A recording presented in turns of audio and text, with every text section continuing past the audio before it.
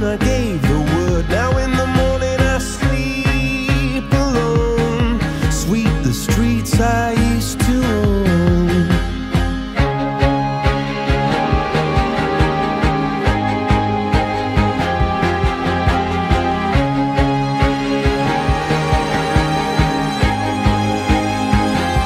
I used to roll the dice, feel the fear in my enemy's eyes, listen as the crowd would sing.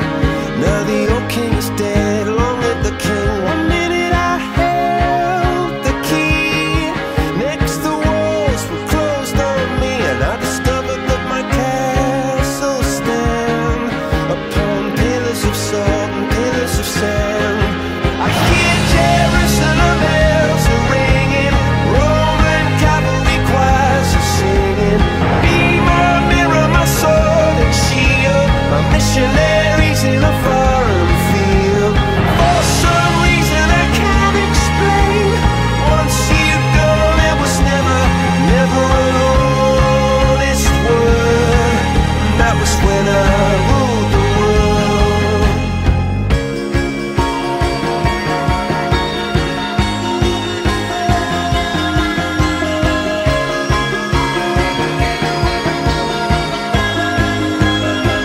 It was the wicked and wild wind, blew down the doors to let me in, shattered windows in the sand.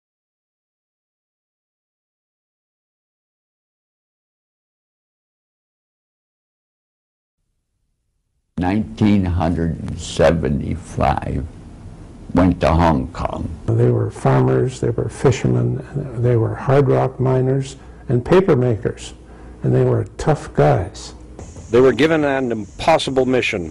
The men of the Canadian Sea Force sent to Hong Kong in 1941. Consisting of the Winnipeg Grenadiers and the Royal Rifles, they were there to signal the Japanese that Britain was serious about defending this outpost of empire. Yet even as the Canadians arrived, the British had accepted that colony could not be held. It was just one of the mistakes that happens in war all the time. It was on the morning of December the 8th, 1941, with little warning the Japanese struck. Their aircraft smashed the local airfield.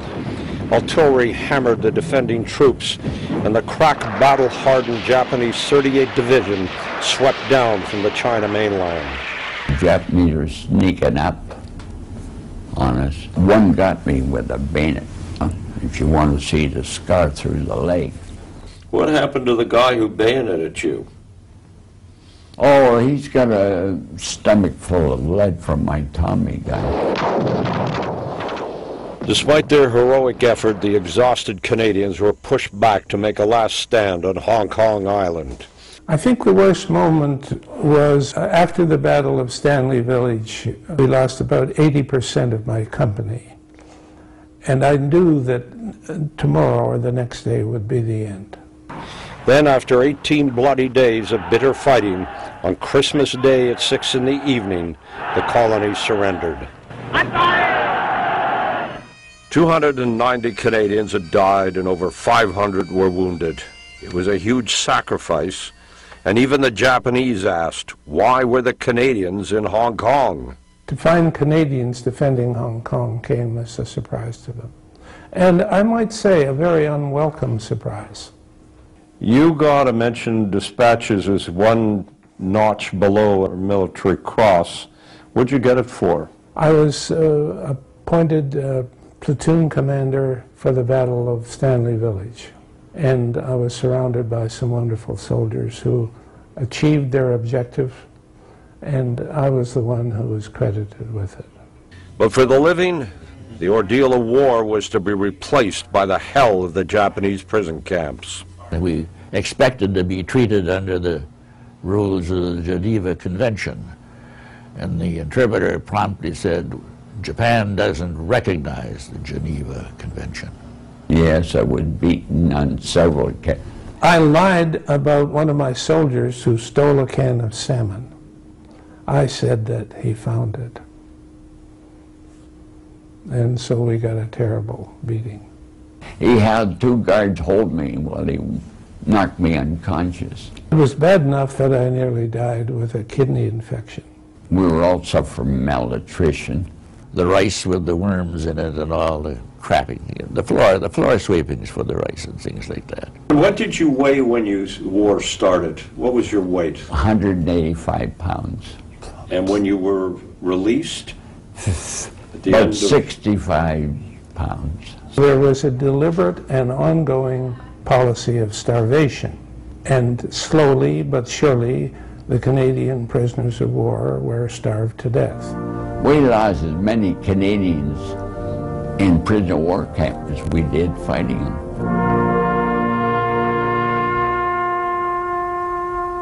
Sometime you'd hear the last post being played 5 or 6 times a day.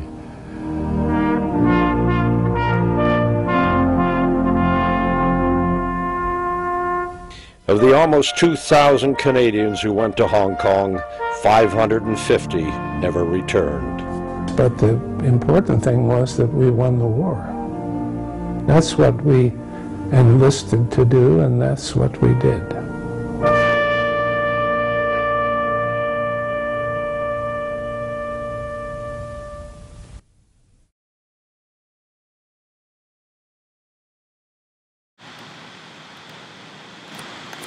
Battle for Hong Kong was a major event in early history of the 1900s, but many other such dreadful events occurred all over Asia. One of these was the Battle for Singapore, like Hong Kong. Singapore was a major British military base in Southeast Asia, and the Japanese wanted it. The actual battle lasted about a week from 8th February to 15th February in 1942. The Japanese army invaded the island of Singapore on the 25th of December from Indochina and Thailand. Although the Japanese army were massively outnumbered, the Japanese were more skilled and had experience, while the Allied forces had repeatedly let the Japanese outflank them.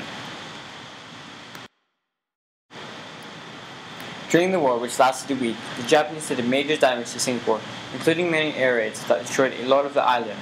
Such catastrophe followed like the Alexandria Hospital massacre.